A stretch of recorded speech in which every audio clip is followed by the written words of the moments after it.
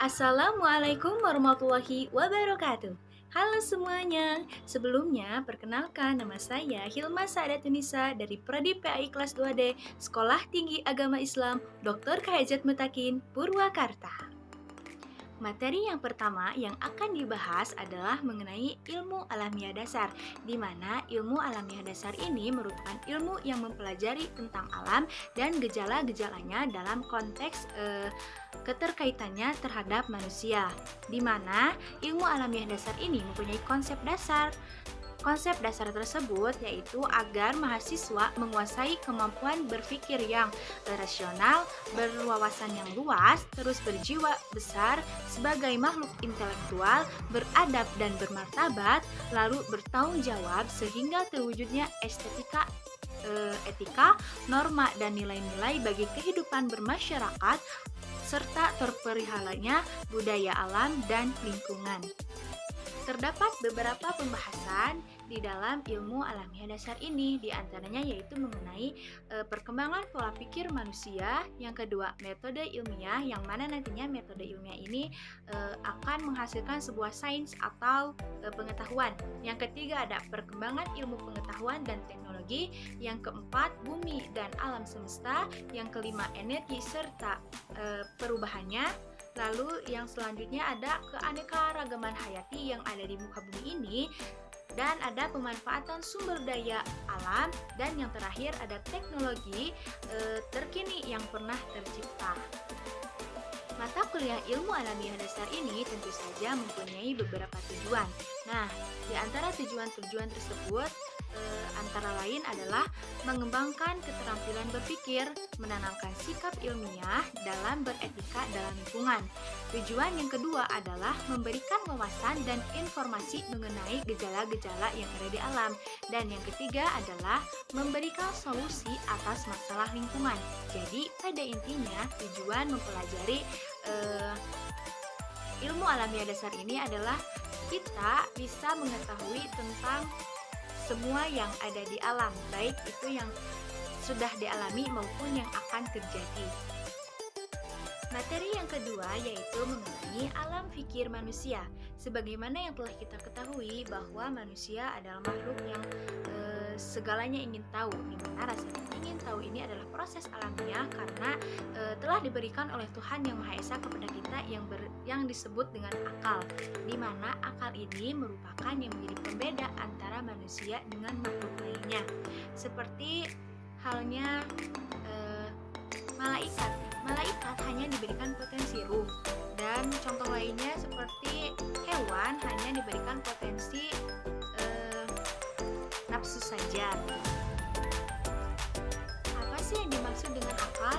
Nah, akal merupakan suatu daya atau kemampuan yang dimiliki manusia untuk memahami, mengingat, menganalisa, dan menyimpulkan. Nah, akal itu sendiri merupakan hal yang hanya dimiliki oleh dengan akal inilah yang membuat alam pikir manusia mengalami perubahan, dan dengan rasa ingin tahunya kita itu bisa mendorong kita untuk mengenal, memahami, dan menjelaskan gejala-gejala alam serta berusaha untuk memecahkan masalah yang ada di bumi. Nah, dari dorongan tersebut bisa menimbulkan suatu proses yang disebut dengan penalaran, lalu melakukan kajian riset, menghasilkan pengetahuan, dan pada akhirnya terciptalah teknologi.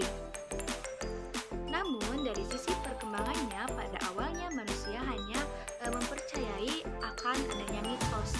Ya, kalian mungkin tahu ya apa itu yang dimaksud dengan mitos. Seperti halnya ini Roro Kidul gitu ya. Nah, lalu setelah meyakini mitos, lalu setelah beberapa tahun kemudian, manusia akhirnya kemudian bisa berpikir secara berfilsafat. Sudah secara filsafat, lalu manusia mulai meyakini adanya agama, di mana agama ini dianggap sebuah jawaban atas fenomena-fenomena yang telah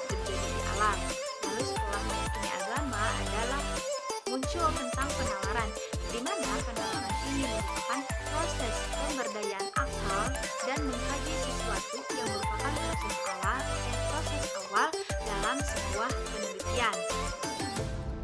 Sesudah ada penalaran, ada penelitian, di mana penelitian ini terjadi karena sudah ada penalaran.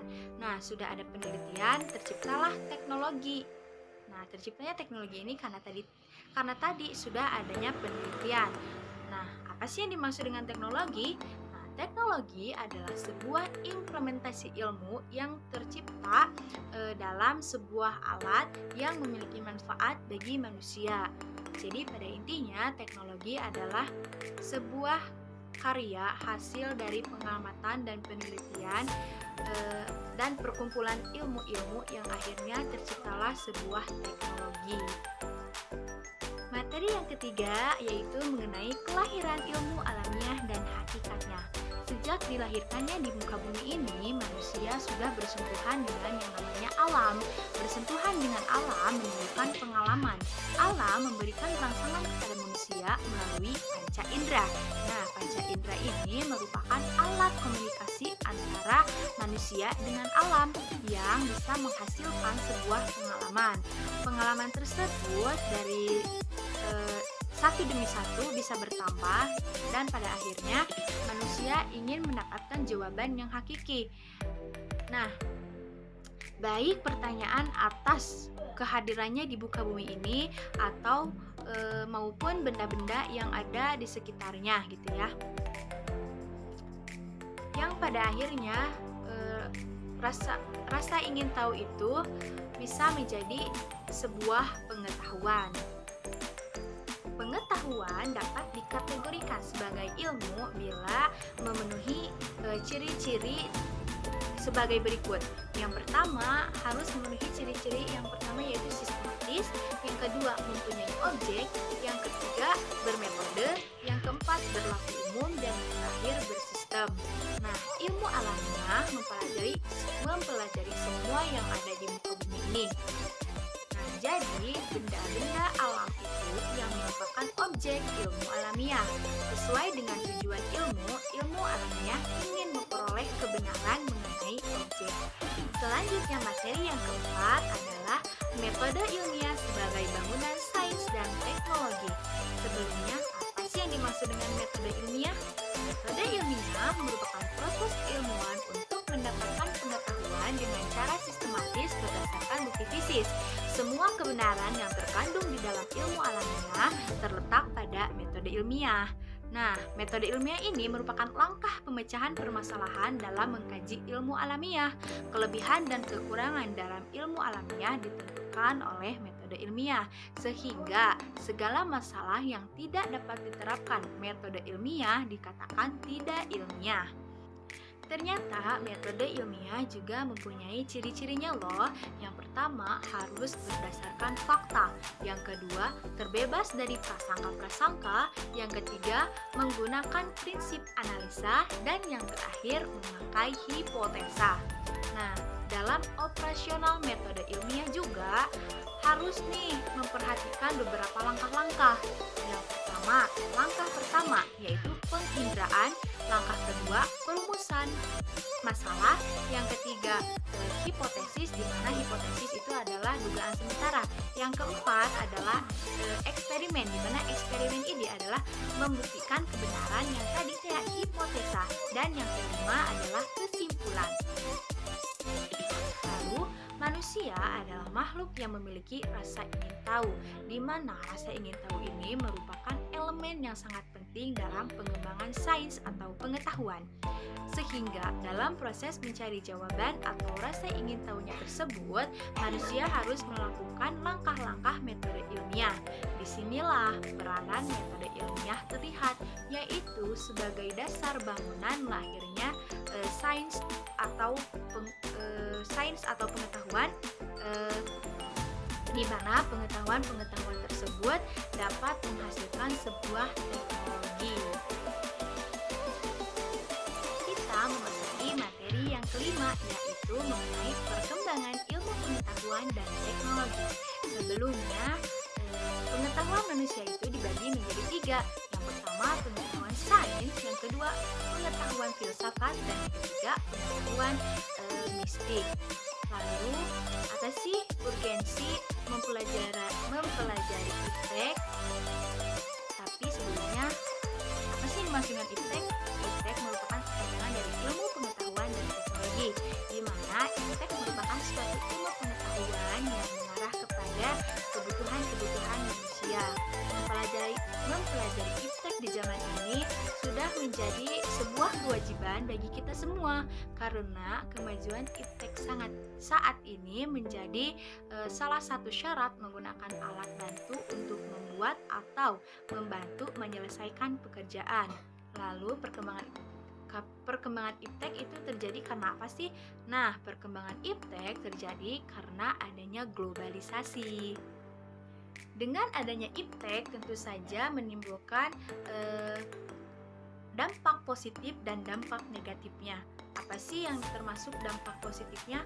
Yang termasuk dampak positif dari adanya iptek adalah mempermudah adanya informasi, yang kedua mempermudah komunikasi, yang ketiga mempermudah adanya pekerjaan, lalu sumber daya alam yang ada lebih mudah dikelola. Lalu apa sih dampak negatifnya? Tentu saja dampak negatif yang sangat terasa pada saat ini adalah banyaknya hoax atau berita palsu. Berita palsu sekarang itu kan terjadi di mana-mana di berbagai media karena kebenarannya belum secara pasti teruji. Jadi banyak berita palsu. Yang kedua, rasa individualisme yang tinggi. Materi yang terakhir yaitu materi ke-6 adalah dampak peradaban sains bagi manusia. Urgensi mempelajari sains memberikan wawasan dan konsep alam yang berguna dalam kehidupan sehari-hari, menimbulkan rasa ingin tahu terhadap kondisi lingkungan alam.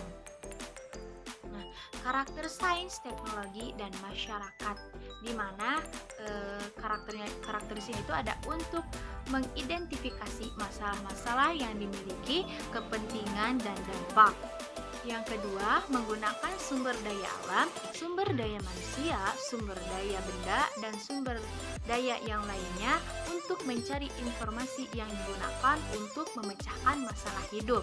Lalu, apa sih pengaruh perkembangan sains? Tentu saja pengaruhnya sangat banyak, di antaranya dampak positifnya adanya radio. Terus dengan adanya iptek menyebabkan dunia semakin terbuka seolah-olah tanpa batas gitu ya. Lalu ada iptek itu menjadi sumber pengetahuan dan memberikan informasi ya tentu saja dengan cara yang cepat. Lalu dampak negatifnya apa bagi manusia? Yaitu adalah kemerosotan moral, pemanasan global, pergaulan seks bebas. Mungkin iptek ini hanya untuk kesenangan materi saja. Nah, apa sih ancaman-ancaman sains bagi umat manusia? Antaranya adalah ancaman tindak kriminal dengan pembuatan minuman keras. Lalu ada ancaman kesehatan dan kejahatan dengan penyalahgunaan obat yang disebut narkoba atau narkotika. Yang terakhir adalah ancaman perpindahan gender dengan operasi kelamin. Sekian materi dari saya, semoga bisa bermanfaat bagi kita semua. Mohon maaf bila terjadi kebanyak salah kata, karena kesalahan hanya milik saya dan kesempurnaan hanya milik Tuhan. Terima kasih. Wassalamualaikum warahmatullahi wabarakatuh.